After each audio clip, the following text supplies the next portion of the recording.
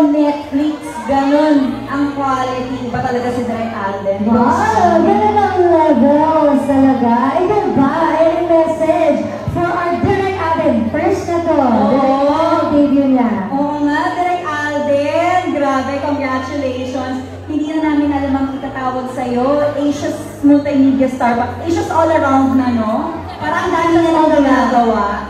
Ang dami na lang, ginagawa sa buhay. So, talagang puro pagpupugay and congratulatory message lang ang ibibigay ko kay Alden dahil siguro isang magandang ehemplo si Alden ng isang tao. Alam mo kasing mabuti, kaya alam mo maraming blessings. Yung alam mo yun, talagang life has been showering him with a lot of blessings kasi he's been a blessing to a lot of people as well. At alam kong alam nyo lahat yan. Kaya sana ay patuloy po natin suportahan si Alden. At syempre si Heaven na napakahusay at napakaganda. So, ang dami kong sinasabi. My good friend Joyce Ching, grabe. Napakahusay. Sana makatrabaho ko silang dalawa, si Alden at si Joyce. Last na lang, pwedeng invite lang po people to watch. Yes, guys, please do watch Out of Order. October 2 na po yan, only on Netflix.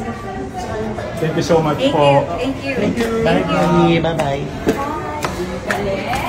Excited naman kayong lahat na mapanood. Pare-parehas tayo. I cannot wait to finally watch this. Napanood niyo ba yung trailer?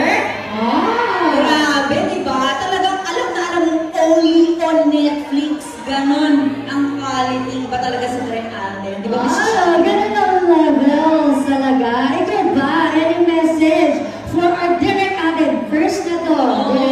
Let's promote the film. Yes, of course. Please do watch Out of Order, a film by Alden Richards, starring Helen Peralejo, Mr. Monty Buencamino, and Mr. Alden Richards. October 2, only on Netflix.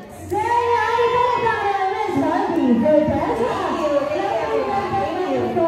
Photo op na without the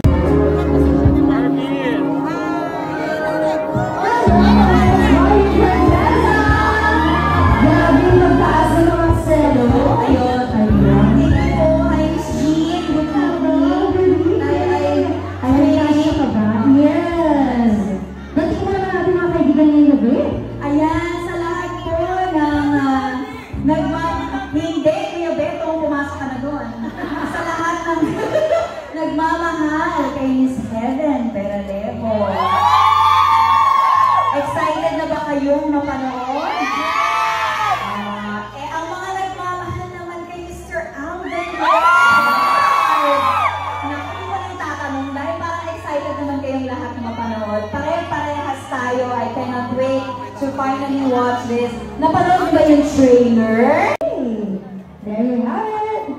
Let's take a photo in 30, 2, 1. Sige, para may space kayo. Go na. Thank you. Bye-bye, B. Galing oh, saya. Sige. Thank you. Of course. Rolling ako. Okay, kamusta po yung pelikula? Grabe. Alden Richards delivered. Yun na lang. Kasi kanya lahat to eh. He produced, he directed, he acted in this film. So kanyang-kanya tong pelikulang ito. And I'm just so proud of him. I'm so happy for him. Sana ay may kasunod na agad ang iyong pagdadirect. I can't wait. It's such a beautiful film. A very important one at that. And so congratulations to everyone. To Viva also. Hindi, Kuya Beto, pumasok ka na doon. Sa lahat ng nagmamahal kay Miss Helen Peralejo. Excited na ba kayong mapanood? Ang mga nagmamahal naman kay Mr. Alden Richards. Naku, di ko na ita.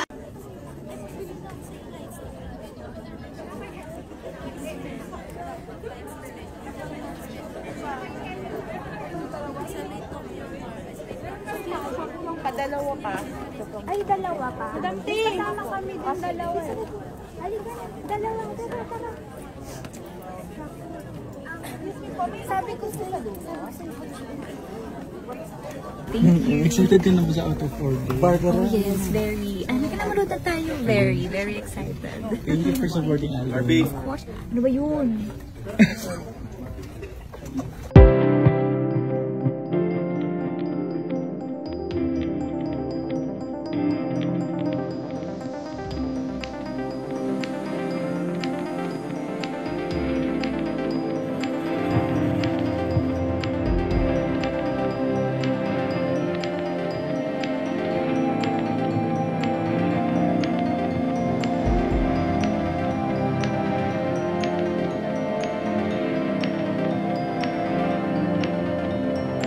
But sometimes you just have to ask things. Sure, I mean, that's your job. Okay, how's your heart now? It's burning red. Very happy. Very happy. Very happy. Oh, are we talking about it in such a way na kasi nakakapag-me time ka discover yourself after a while? Definitely. Yes, I have. Kumbaga parang, I know where to put my focus on now. Especially on my feelings. I look forward to them. Kasi, ang dami kong gustong gawin. Maraming anxiety sa wait lang. Diba? Kasi bigla may mag-detect sa atin. Alam mo ba na si Barbie Scott na mag-isa lang siya? See? Sabi ko, hayaan mo siya. Hayaan mo siya. Time niya yan. Oo, yeah. So you really do? Yes, I do. Yan But talaga you yung... haven't done it. Oo. Well, kasi syempre, busy din. Tapos, ewan ko, siguro yung parang drive ko to go out is hindi ganun ka-lakas at the time. Pero parang, at the beginning of this year, parang ang dami ko masyadong energy. Kasi hindi ko alam kung saan ko siya inulugar. That's why I also discovered running. I tried tennis, Pilates, ganyan. Parang ang dami kong masyadong good energy. Kasi hindi ko alam kung saan ko ilalagay. So, ang saya kasi it makes me productive. Na parang from a person na hindi morning person or hindi palalabas, talagang grabe yung naging change na ko since the beginning of this year. Parang lahat yun na wala. Mas outgoing ako ngayon, mas excited ako to see people, to feel things. Thank you. I wouldn't say na wala kang glow. Like, yung nag-mature, nag-glow. And that happy glow. Maraming salamat. Sabi ko nga rin sa team ko, parang ito yung time na magmula umpisa ng taon, hindi ako siguro kasi hindi ako stress. Kumbaga parang yung katawan ko, mas hinahanap niya talaga na lumabas, to do something, diba? To look forward to the next day, ganyan. Talagang I just have this unexplainable na good energy. Na parang kahit na marami akong trabaho, which I'm really, really grateful for, hindi ako napapagod, hindi ako nagkakasakit. Unlike before, sakitan ako dati. Ngayon parang ang lively ko palagi. You know, I was looking at comments before I did this interview. May mga names ng mga lalaki na lumabas. And I'm going to bluntly ask you. Of course, ito, no-brainer to Alden Richards. Oh. Best friend mo. Yes. Pero that's all there is. Oo naman. Ako, kami ni Alden, magkaibigan kami magmula pa ng Queen Academy. Oo, sa The Road, magkasama na rin kami. Horror film din yun. So, marami na kaming pinagsamahan natin. And I'm really grateful kasi parang nung simula ng taon, nagkataon na parehas kaming mas may time, mas may free time para tumakbo, diba? Para mas magkasama. Kasi sa tagal namin magkaibigan, noon lang kami talaga nagkasama. Kasi lagi kami busy. Oo. So, finally, parehas kaming nagkaroon ng more free time to spend together. So, mas nakilala ko siya bilang tao, bilang kaibigan, nakapag-catch up na. So, nakakatuwa. And, ang one thing about Alden, he's always very supportive. At saka siya yung tipo ng kaibigan na maaasahan mo talaga. Tsaka I would consider Alden as one of my constants talaga. Yung pag may problema ako, Alden, ganito, ganyan. Hindi naman ako nangungutang. Pero like, Hindi po totoo yun. Hindi naman po ganong totoo level. yun. Pero like, kung kailangan ko lang ng, kunyari, advice, kasi syempre, mas marami na siyang experience. Oo, ma-advise si RJ. Diba? Oo, pagdating sa trabaho, sa career, ganyan, marami talaga siyang nabibigay sa akin mga payo. Masakit nga lang siya mag-advise, no? Kasi totoo, pero yun kasi yung kailangan Kasi no ko. filter siya mag-advise. Yes, oo. Yun ang kailangan ko rin kasi. So, lagi ko naman yun nakukuha from him. So, I'm really, really grateful for him. I'll move on to the next name, Sure. Jameson Blake. Jameson Blake, nagkatrabaho kami sa isang pelikula, which will be shown, I think, last quarter of this year, if I'm not mistaken. Hindi pa napapalabas? Hindi pa. Oo. Matagal pa. So, dun pala yun, kasi people are speculating. Nagpo-post kayo, nang bigla Yeah, na you're running together, yeah. baka there's something going on. Actually, maraming ang medyo na-confuse kasi paano naman nag-cross ang landas Yun namin, din. di ba? So, yun, nagkasama kami sa pelikula and he also did the project with Alden. Kaya rin siya nakasama dun sa run ni Alden for Mowel Fun na tinanong niya ako about it, ganyan. Tapos, itong recent run namin, siya naman yung nag-invite. Just like how my other runner friends invite me to run. So, it's pretty, yun lang talaga yun. And we are not together. Ano lang talaga, Diretso, diba? marami lang talagang nasa running era ngayon. And ang saya lang kasi We run together but we're not together. yan, ganyan. So Maganda yung ano di ba? Ito yun. we're not together. Pero masaya kasi pag sinabi mong running, yung mga kaibigan ko, parang ako lahat yung tinatawagan. Ako lagi yung, takbo tayo, ganyan. Si Gerald Napoles, si Christopher Ikaw Martin. yata yung madaling kalad ka rin. Yun nga eh. So parang nakakatuwa naman. David Licauco. David Licauco, I know you're being shipped kasi subdive because of Barda. yes, oo. I'm aware of Personally, that also. What's going on in there? Personally, well, to be honest, nang simula ng taon na to, I would say na we've grown closer talaga as compared to before. I have to be honest. So, I think it's safe to say na mas close kami ngayon. And I think the care that we have for each other is really genuine. I think it's coming from having worked for, 2-3 years already. So, naging totoong friends kayo? Oo naman. As opposed to before Oo na, naman. friends. Oo naman. You know what I mean, right? Yeah, I mean, and you know David, I mean, he's the type of guy na pag komportable na siya sa'yo, pwede talaga siyang makapagkwento ng mga bagay na personal para sa kanya, na na-appreciate ko. Kasi ibig sabihin, pinagkakatiwalaan niya ako to open up to me, diba? So, ganun din ako sa kanya. Especially this year, mas close kami ngayon. Pero strong yung pag-ship sa inyo eh. Like, Ah, you know what, nga. di ba? I mean, Yes, like, yes. Barda, and Yes. you know, it should go beyond the screen, parang ganyan. So, how are you feeling pag ganyan? Well, I guess it goes hand in hand. Kasi, again, we care for each other. And I also have to be honest about it. It's good business. Diba? Na people tend to ship us pa rin kahit na sa ngayon, medyo nagso-solo era kami. Diba? Nakakatuwa kasi andyan pa rin yung mga tao. Nandyan pa rin yung mga sumusuporta sa amin since Maria Clara at Ibarra. So, I think it goes hand in hand. It's a win-win situation. And I also like the fact na napaka-considering at napaka-sweet ng fans kasi they support us as a love team and they also support us as individuals also. So, nakakatuwa naman yun. Nung taping ng 75th anniversary Yeah. ng Yes. GMA, in one of the moments there, off-cam, hindi naman nakita on-cam, in-approach ka ni Jack. Can you share a little bit of kung ano yung nangyari? Well, about that, since there was a photo that came out, I think I don't have to discuss it any further. Yeah. Kasi may photo naman na lumabas. Pero that's just about it. Like, Yes, oo. Sorry, let me rephrase na lang. I don't want to discuss it any further. and I respect that. Thank you. You know where I live. Hindi, we're good. We're good friends. We're good friends.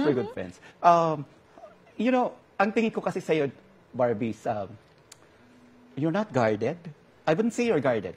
Like parang, you say what you mean to say, but you have boundaries. Yes, that I have learned. You learn. Yes. Pero even in the past, kahit anong bata ka hindi ka rin naman yung lahat ibibigay. Well, kasi nga, I'm here for the long run. I want to say na I'm here for the long run. So ang hirap naman na kung all my life nandito ako sa industriyang ito tapos puro pagpapanggap ang ipapakita ko, 'di ba? So Or lahat nakabuyang niyang na. exactly. So as much as possible, I want to be transparent. Pero ayoko namang ibigay lahat. Kasi syempre, ako naman bilang tao, deserve ko naman na I keep some for myself, 'di ba? And aaminin ko, hindi ako agad nakarating dito sa point na to ng buhay ko. Syempre, sa bata ako nagsimula eh. So, sa tagal siguro ng journey ko bilang artista, natutunan ko na hindi lahat hindi lahat kailangan mong sabihin or hindi lahat kailangan mong i-share. It's your right. I mean, you have to protect your peace at the end of the day. And yun yung natutunan ko. And I'm really, really happy for all the things that happened to me kasi nakarating ako sa puntong ito ng buhay ko dahil doon. And that's maturity, my friend. Thank you. And isa yun sa mga hinahangaan ko sa'yo. Na-enjoy mo itong singlehood. Hindi ka naghahanap ng, katabi, kasama?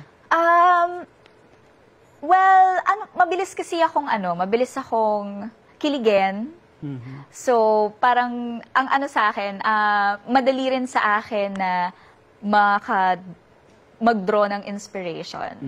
So, simply, let's say, from friends, from my family, from the fans, yung mga feedback ng fans, parang ang bilis kong kiligin. And Mas so, from feeling there, ka ngayon. mas ganyan. So, mas parang yung longingness of having someone, napupunan agad. Kasi madali akong kiligin sa simpleng bagay, like, yung bilhan lang ako ng kape ng team ko, or makikikahan ko lang si Kylene, diba? May mabasa lang akong comments from fans, ganyan. So, yun, madali namang mapunan yung kilig na hinahanap ko. Pero I want to know, as a person, you've achieved a lot. Ay, thank you naman. Like, Thank you.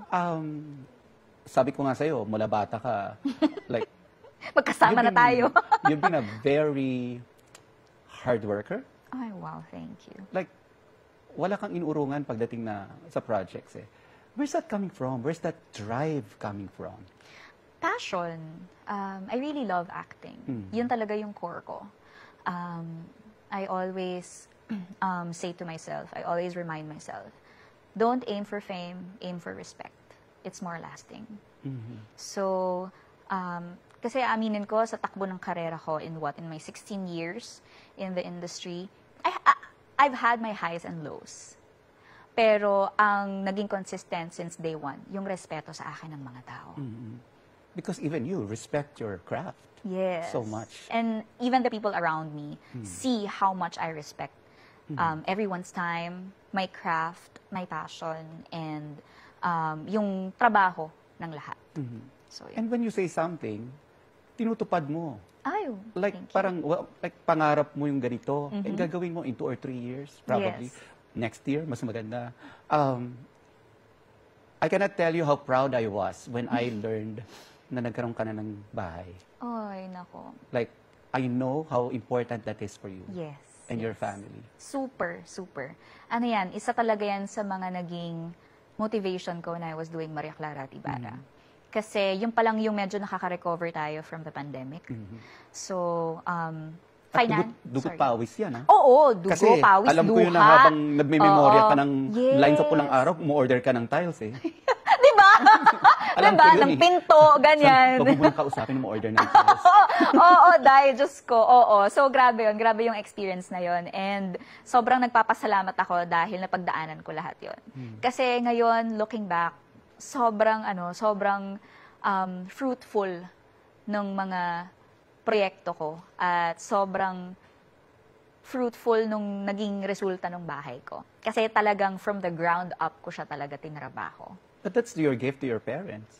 My parents and myself also. And Kasi yourself. para, ginusto ko rin talagang patunayan sa sarili ko na, okay, nag-pandemic. Okay, medyo nag-struggle ako. I mean, like everybody else did, di ba? Pero this is not the end of me. Babangon ako, definitely.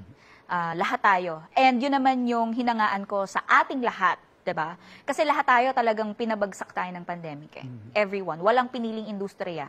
Kahit mga airlines. 'Di ba? Akalain mo 'yun. So, naging motivation 'yun sa akin na hindi ito ang magiging katapusan ko. Babangon ako. I will do everything. Kunin ko lahat. Magi-guest ako dito, magsusupport ako dito sa show na 'to, mag-host ako dito rarakit ako dito, ganyan, kahit medyo may danger pa ng COVID before, kunin ko lahat yan. Mas yun talaga yung nag-push sa akin. So, nakakatuwa lang kasi ngayon, nakakwento ko na siya with pride. Kasi Kasi nalagpasan mo na. Nalagpasan ko siya. Pero nabago mong buhay, hindi lang buhay mo, buhay ng lahat ng mahal mo sa buhay. Ay, wow. Nako, I think that's the greatest achievement, if you would ask me. Have you tried thanking yourself? Thanking myself, I don't think I've ever done that. Pero mas good job. Mas parang, see, kaya mo? Or yung parang, she believed she could, so she did. And you Mas did. ganyan. Yes, I did. And you really did. Yes! I'm Proud so ka. happy! You know, I really love to explore this. At sabi ko nga, minsan lang kita ma-interview ng matagalan. And I really love this interview. I really love this interview also. Thank Thank you you so very much much. for making me comfortable. Thank you. Thank you.